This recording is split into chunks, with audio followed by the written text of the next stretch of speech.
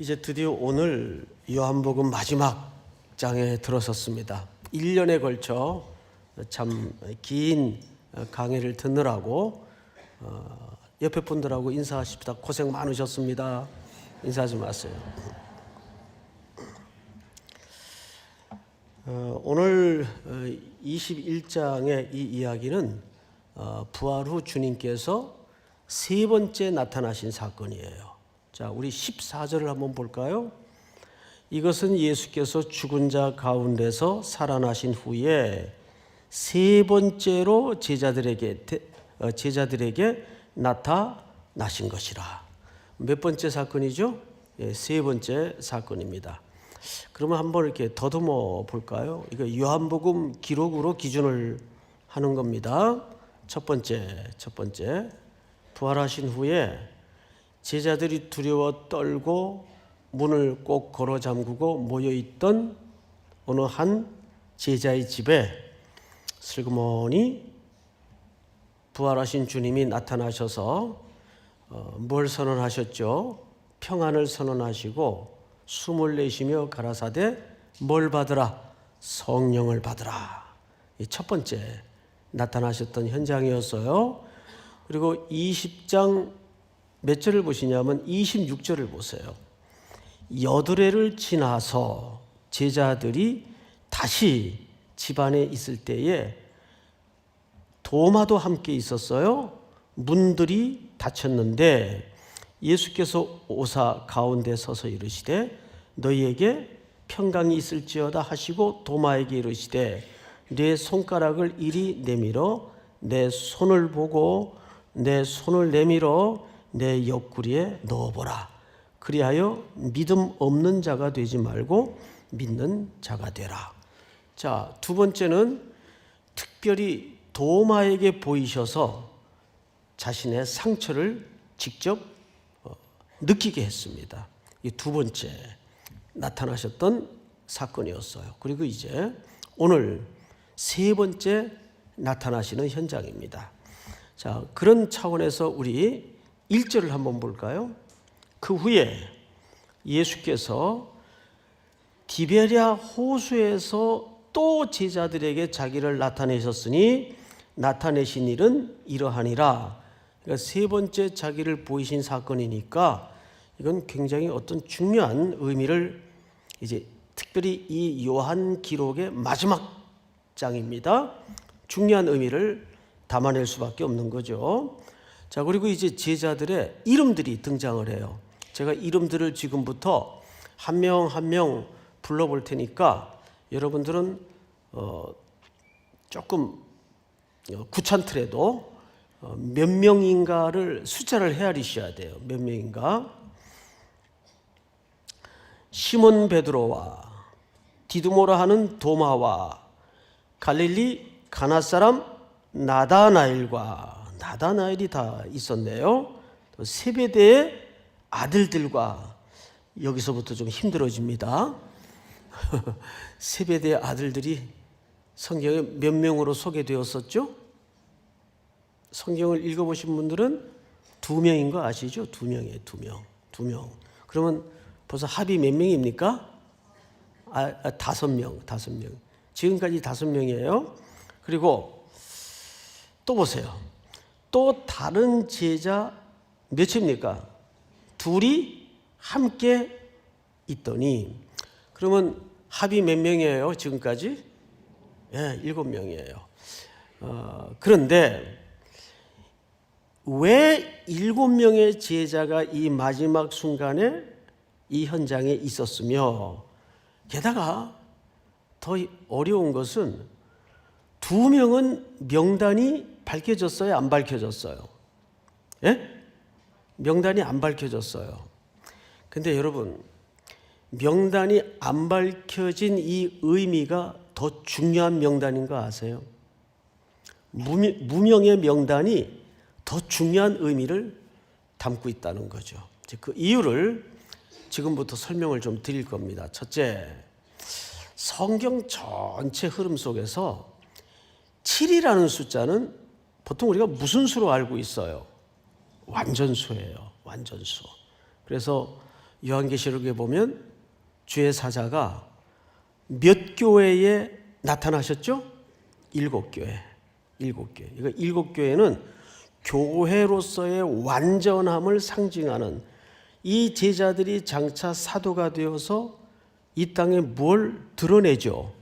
교회를 창설한단 말이에요.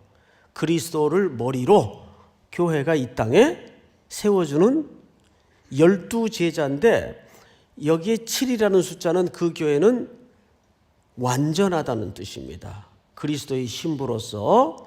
그런데 왜 그러면 이름을 다 소개를 하지, 왜 남은 2명은 무명으로 처리를 했을까? 자, 여기 또 좀 이해가 필요합니다. 보통 성경에서 2라는 숫자는 무슨 수로 알고 있죠? 증거의 수입니다. 교회의 역할은 뭐예요? 그리스도의 복음을 증거하는 공동체입니다. 그래서 2라는 숫자는 증인의 수예요.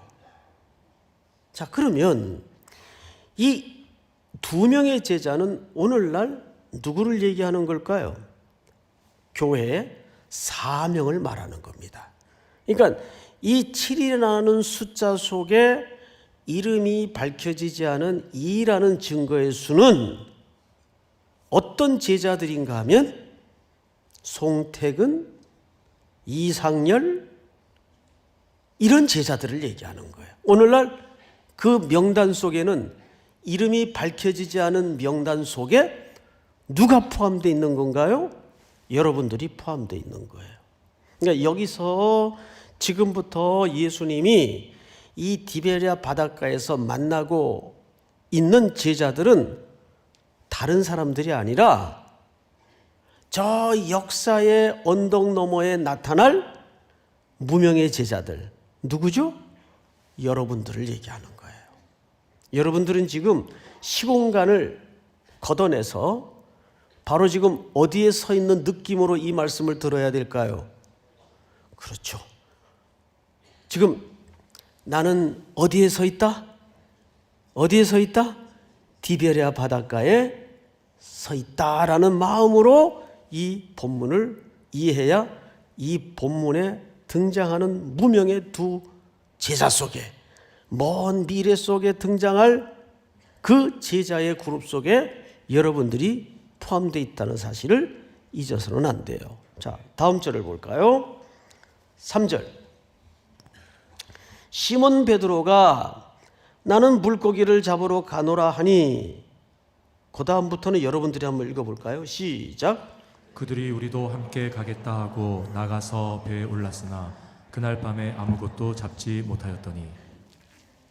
우리는 여기서 한 가지 지금까지 가지고 있었던 선입관 내지는 고정관념을 좀 걷어내고 오늘 이 시간에 주시는 성령의 해석으로 좀 새롭게 읽을 필요가 있습니다. 그게 뭐냐 하면, 물론 저도 그런 의미로서 뉘앙스를 가지고 설교를 했던 적이 있어요.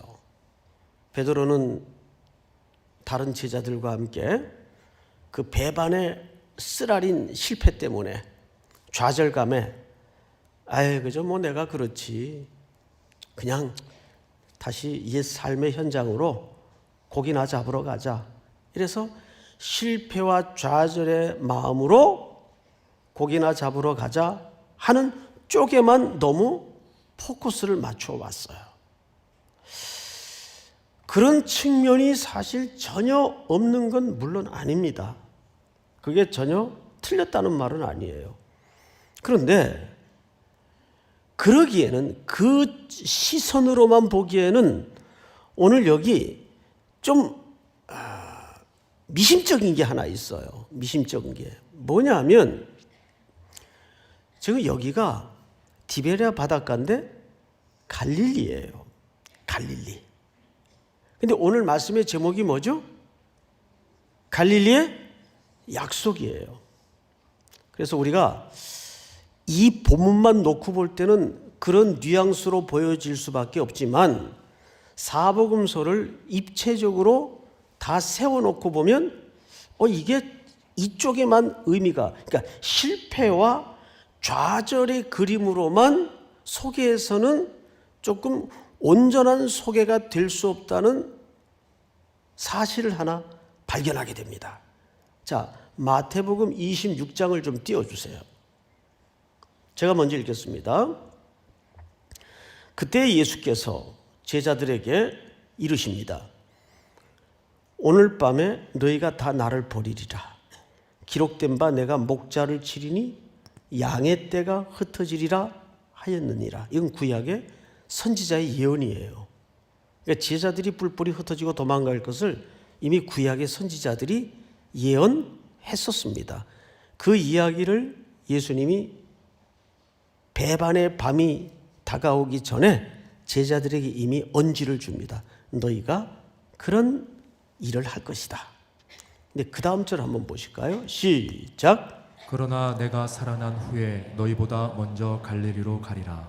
놀랍게도 예수님이 그 제자들을 놓고 뭐라 그랬는가 하면 내가 부활한 후에는 너희보다 어떻게? 먼저 갈릴리로 갈 것이다. 근데 사실 요한복음만 보면 제자들이 먼저 와 있거든요. 예수님은 나중에 오셨어요. 그러면 그 사이에 무슨 좀 바쁜 일이 생겼나? 아무렴 예수님이 그런 이유 때문에 성경에 담아질 언약을 이런 식으로 사소하게 취급은 안 했겠죠. 이게 이제 미스테리예요. 왜 분명히 먼저 갈릴리로 가리라 그래 놓고는 정작 본인은 나중에 오셨단 말이에요. 자, 한 절을 또 보십시다. 자, 마태복음 28장 7절 또 빨리 가서 너희 그의 제자들에게 이르되, 이제 그 부활하신 다음이겠죠. 그가 죽은 자 가운데서 살아나셨고 너희보다 또 뭐라 그랬어요? 먼저 갈릴리로 가시나니 거기서 너희가 배우리라.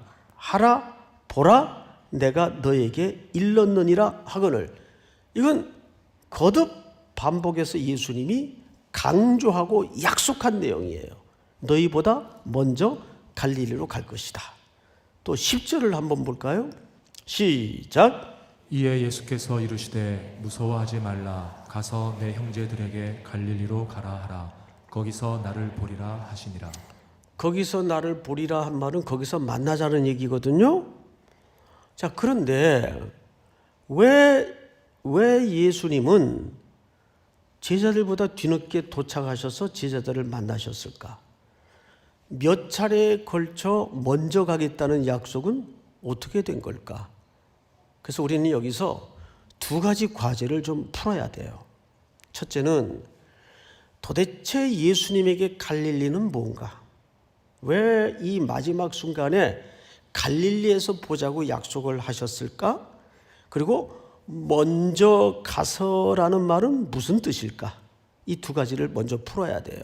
그래서 우리는 요한복음만 보지 말고 사복음서를 이렇게 하나씩 참고 구절을 읽어가면서 그 두 가지 의미를 푼 다음에 오늘 이 본문으로 들어갈 텐데, 오늘 마저 못 끝날 수도 있어요.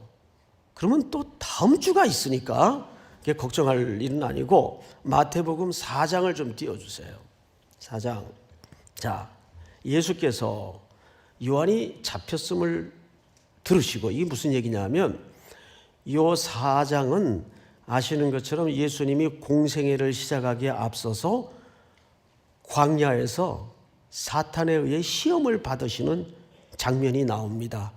그리고 그 시험을 말씀으로 승리하신 다음에 이제 공생애를 시작하실 때의 순간이에요.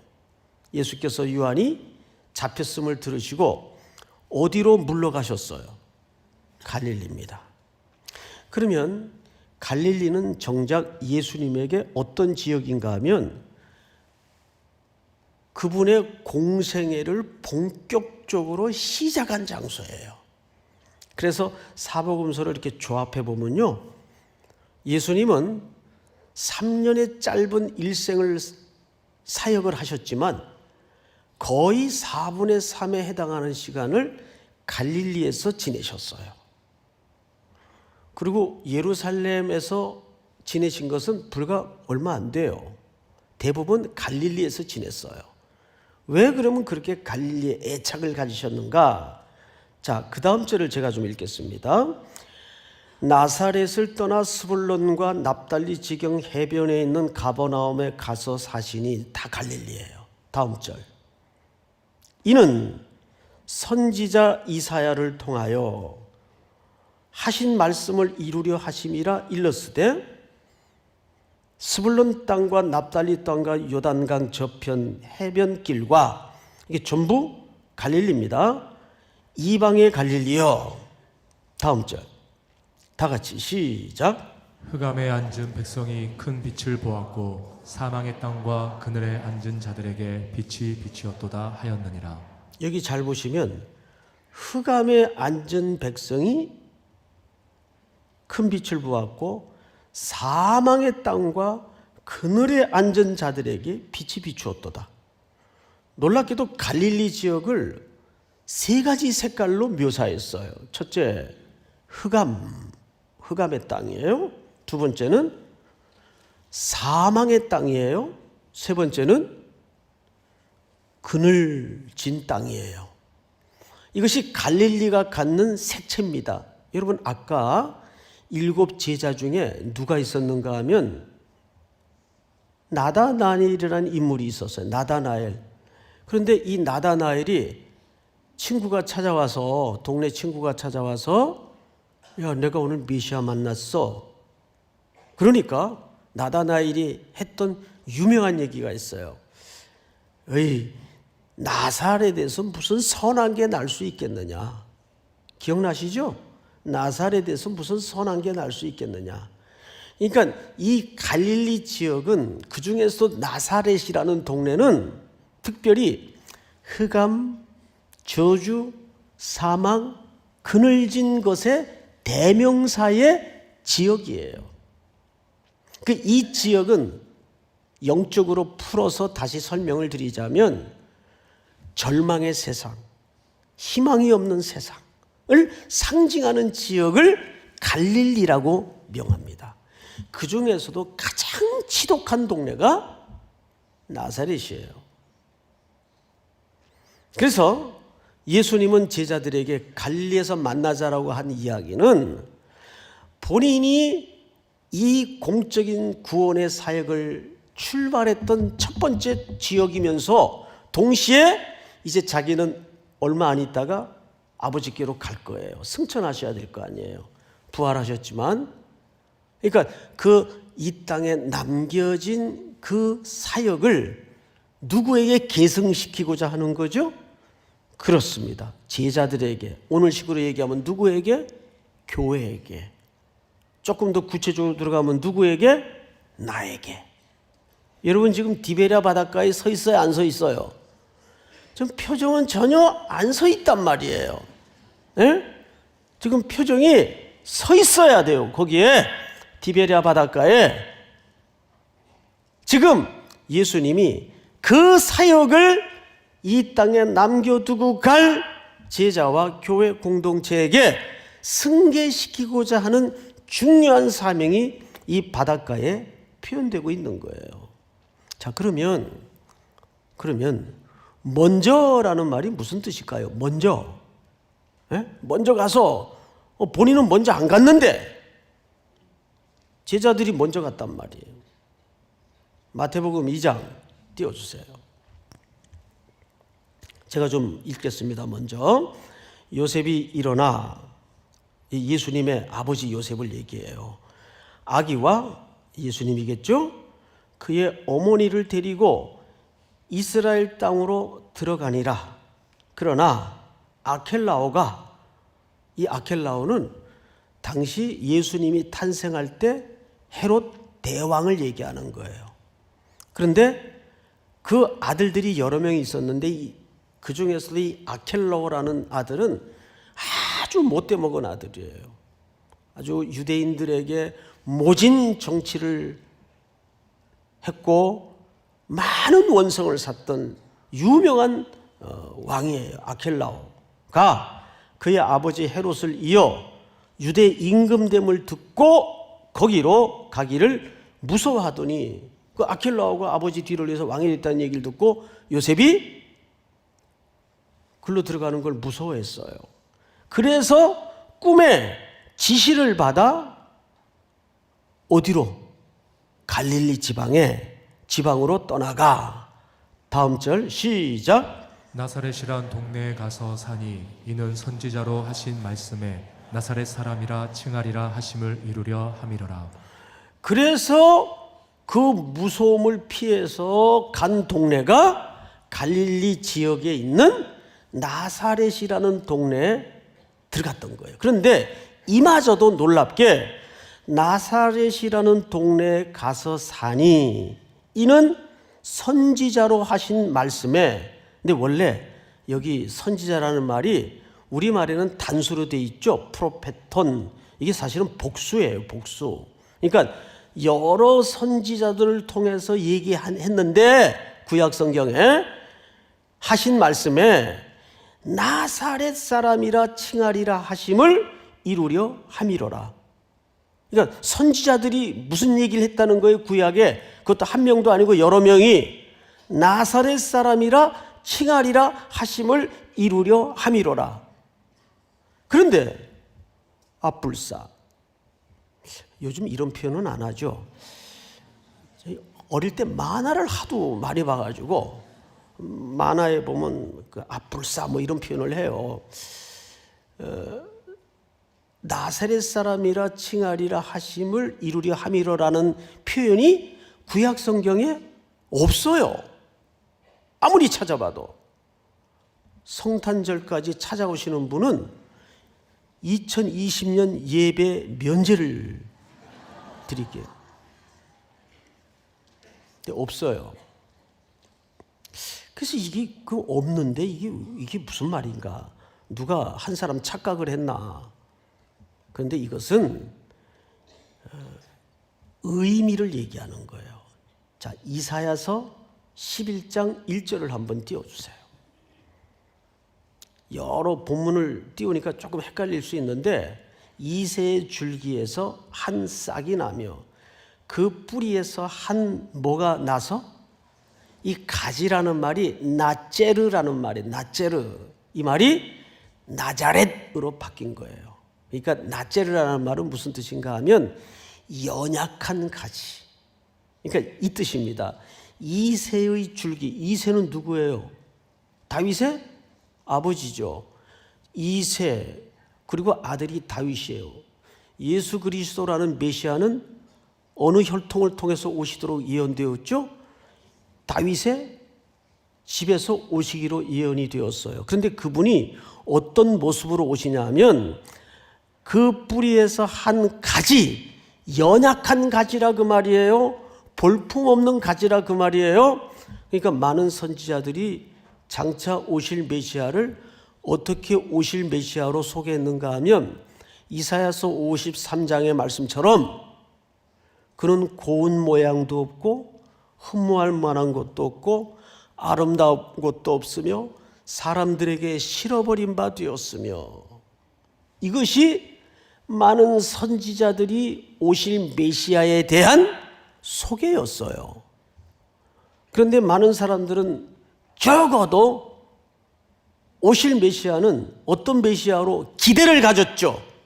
자기들이 메시아를 만들었어요.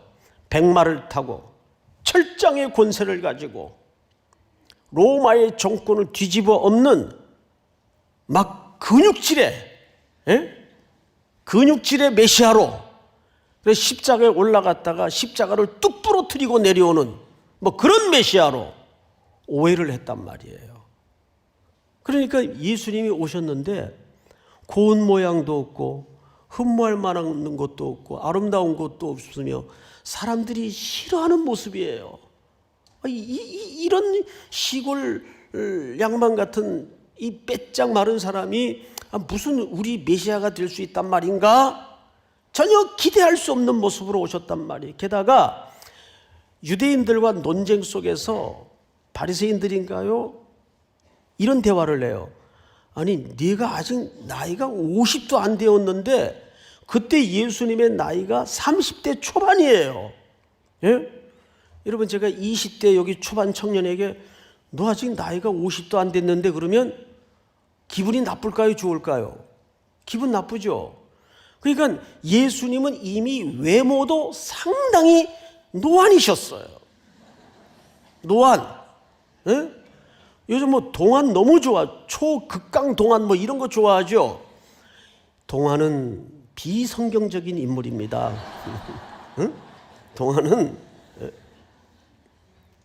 그래서 제가 노안으로 보이려고 이렇게 수염도 기르고 성경적인 이 얼굴로 좀 만들어 보려고. 조크예요, 조크. 그렇게 예수님은 기대할 수 없는 모습으로 이분이 어떻게 메시아냐, 그런 모습으로 오시는 것을 마태복음 2장에서는 뭐라 그랬다고요? 나사렛 사람이라 칭함을 받으리라.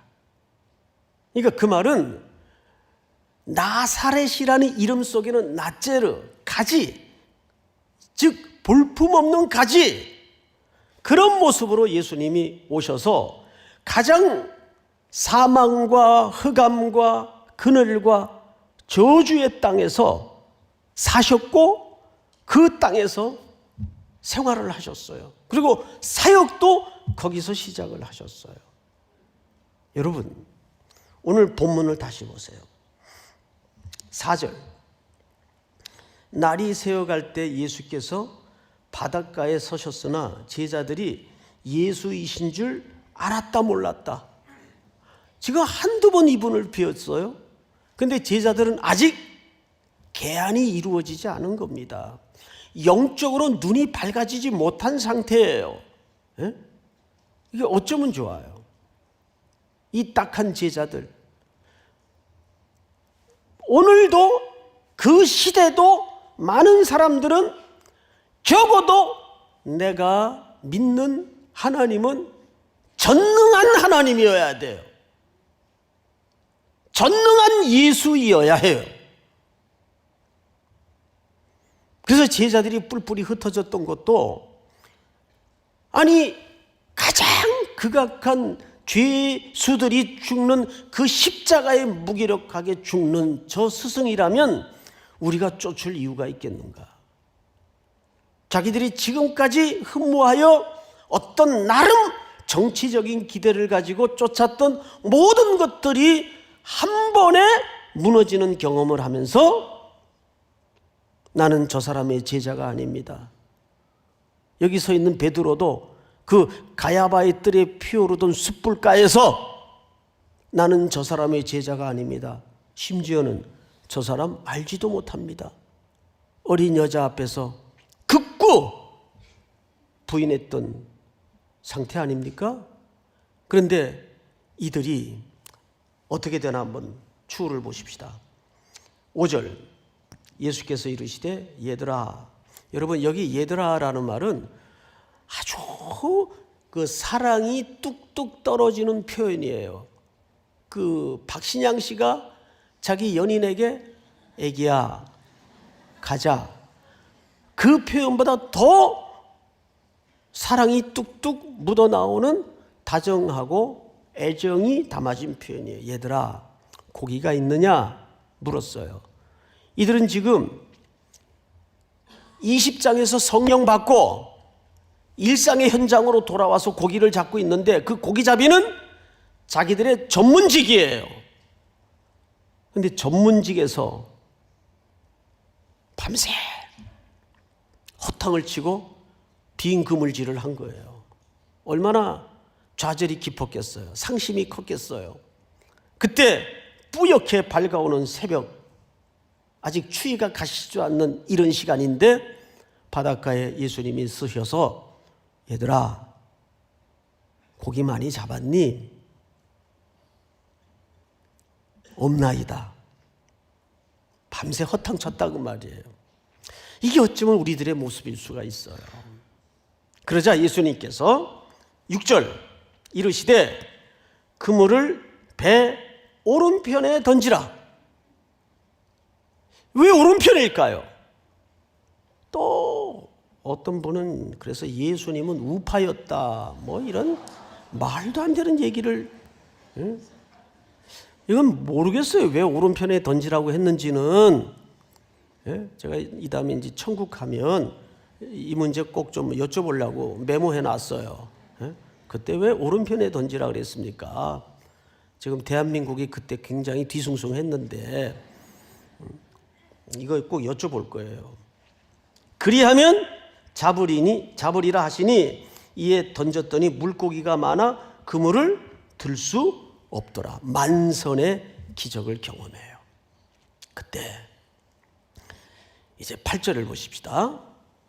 다른 제자들은 육지에서 거리가 불과 한 50칸쯤 되므로 작은 배를 타고 물고기 든 그물을 끌고 와서 육지에 올라보니 뭐가 있는데, 그 가야바의 뜰에 불법의 재판이 진행되던 그 야심한 이른 추운 새벽에 피어오르던 숯불이 이 단어하고 정확하게 같은 단어예요.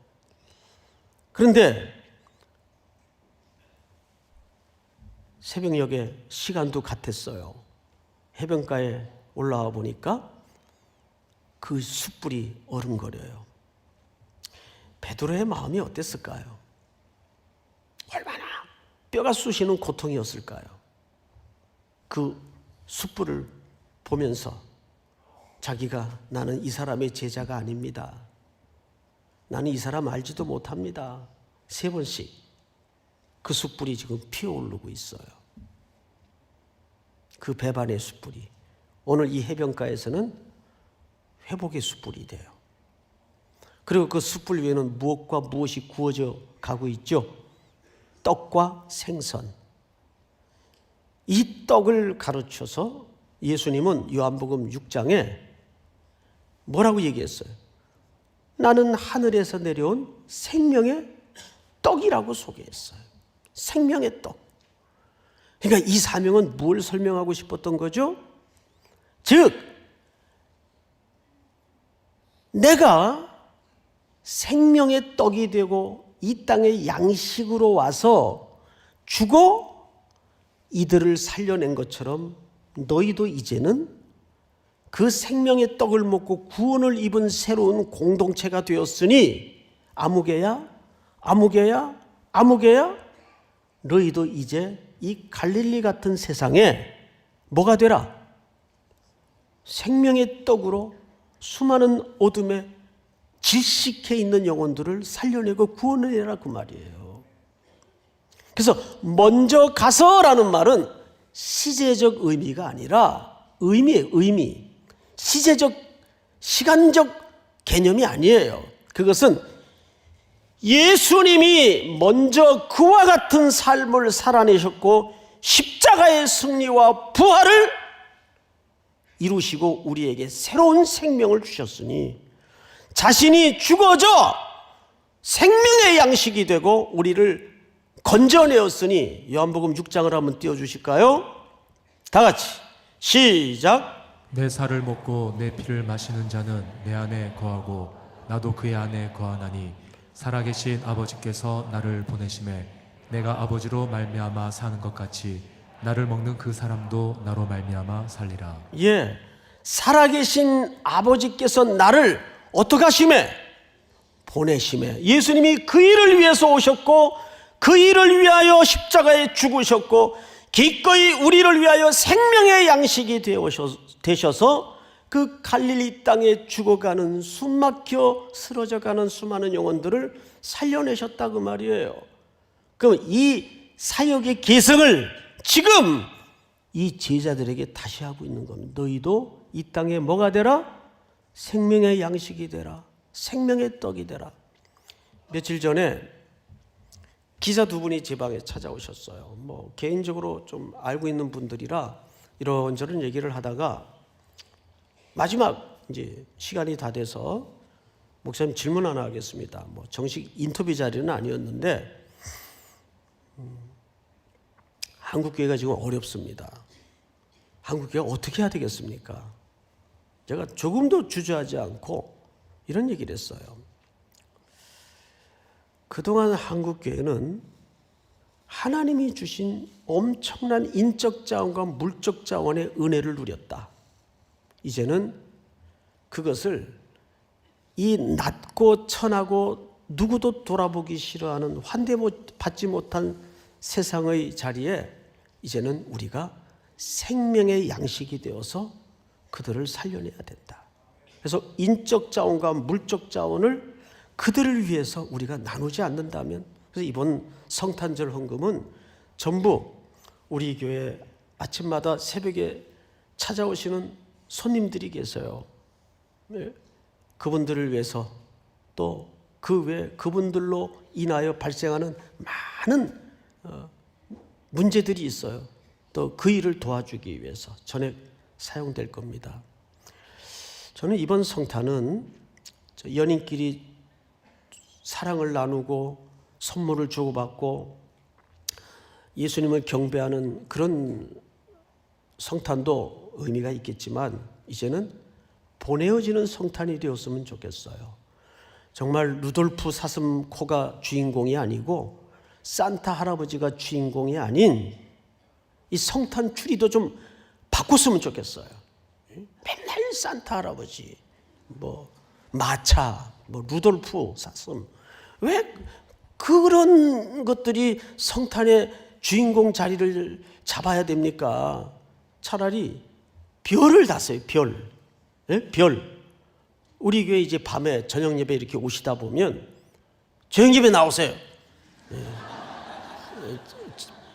어둠이 내리고 갑자기 왜 열이 나는지 모르겠네요. 저녁에 오시다 보면 교회 앞에 이따만한 별 추리가 있어요. 별, 왕별.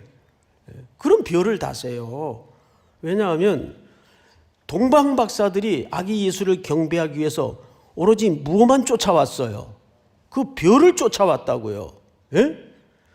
왜 동방 박사들이 별을 따라 그 먼 죽음의 목숨 건 길을 와야만 했을까? 그건 성탄절날 이제 소개를 드릴 겁니다. 성탄절날. 이번 성탄절은 전부 헌금 준비하셔서 그런 우리 주변에 내 마음이 보내져야 되고 내 고백이 흘러가야 되고 내 몸이 나누어져야 되는 그 생명의 양식으로 쓰임받도록 여러분들이 모두가 동참할 수 있는 성탄이 될 수 있기를 주의 이름으로 축복합니다. 우리 다 일어나십시다.